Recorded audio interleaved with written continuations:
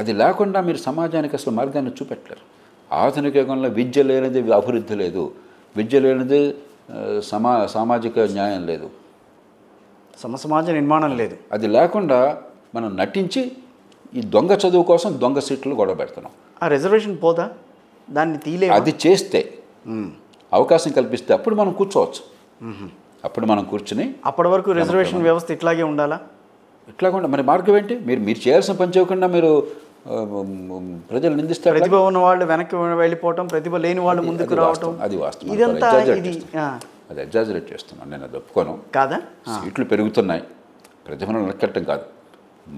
మన రాజకీయ తీరు వల్ల, పరిపాలన వైఫల్యం వల్ల ద్వేషాన్ని సృష్టిస్తున్నాం తప్ప దీనివల్ల బాగుండదు కూడా లేదు. బాగున్నట్టయితే నిజంగా ఈ దేశం దళితులు, బలహీన వర్గాలు బ్రహ్మాండంగా బాగుపడాలి కదా. కాబట్టి సమస్య ఒక చోట ఉంటే, ఇప్పుడు మనకి మౌలవి నసరుద్దీన్ ఒక జ్ఞాని ఉన్నాడు, చాలా జ్ఞానవంతుడైన, ఆయన కథలు చాలా ఉన్నాయి ప్రచారంలో.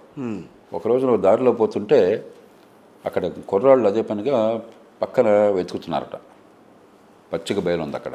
ఓకే, ఏమిటో వెతుకుతున్నారంటే ఒక తాళం చెవి పోయింది స్వామి, వెతుకుతున్నారట. ఆయన కూడా అక్కడికి వెళ్ళి కాసేపు చూస్తే కనిపించలేదు. ఏంటంటే కనిపించలేదు, ఎక్కడ పోయింది అన్నట్ట. అక్కడ పోయింది స్వామి అన్నట్ట. ఇక్కడ ఎతుకుతున్నారంటే ఇక్కడ లైట్ ఉంది స్వామి అన్నాడంట. అరే సమస్య ఎక్కడుంటే ఇక్కడ ఎతకటి పెట్టిన బుద్ధి లేని వాళ్ళని చెప్పారు. కాబట్టి సమస్య ఒక చోట వేరే చోట ఉంటే మనం ఇక్కడ తన్నుకుంటున్నాం, అది పరిష్కారం కాదు. పరిష్కారం ఎట్లాగో తీసుకోవాలి అందరినీ కలిపి. అంతేగాని మనం ఈ దేశంలో భాగమైనటువంటి దళితులు, ఏ పాపం ఎరగకుండా తరతరాలుగా నష్టపోయిన దళితులు, ఆ దళితులు ఏం పాపం చేశారండి? నిజంగా మనం మానవత్వాన్ని నమ్మినట్టయితే ఏ తల్లి గర్భాన్ని పుట్టింది ఆ బిడ్డను తేడా లేకుండా అందరికీ అవకాశం రావాలి కదా.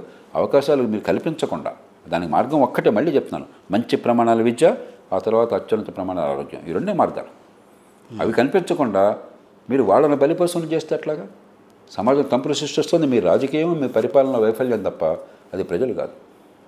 ఈ రాజకీయ వ్యవస్థని మనం బాగు చేయలేము, రిజర్వేషన్ల వ్యవస్థని మనం బాగు చేయలేమని మీరు చెప్పగలరా? బాగు చేయలేమని నేను అంటలా. బాగు చేయడానికి మార్గం అన్నది, ఆ మార్గంకి అనుగుణంగా వెళ్లాల్సిన అవసరం, దానికోసం గట్టిగా ప్రయత్నం చేద్దాం. అందుకని ఇప్పుడు బుద్ధి జ్ఞానం ఉన్న రాజకీయము, నాయకత్వము, బుద్ధి జ్ఞానము, ఆలోచన విచక్షణ ఉన్నటువంటి పత్రికలు, బహిరంగ చర్చ ఉంటే 5 నిమిషాల్లో మారుతుంది. అవును, రాజకీయంలో వైఫల్యం అవుతుంది, బహిరంగ చర్చలో వైఫల్యం అంత ఉంది.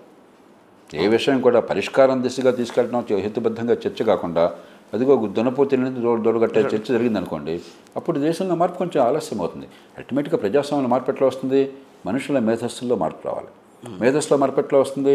విషయాలు అవగతం కావాలి, పరిష్కారం దిశగా మనసు వెళ్ళాలంటే ఏం జరగాలి? చర్చ జరగాలి, నాయకత్వం ఉండాలి. నాయకత్వము చర్చ రెండు ఫెయిల్ అయిపోతే ఆలస్యం అవుతుంది.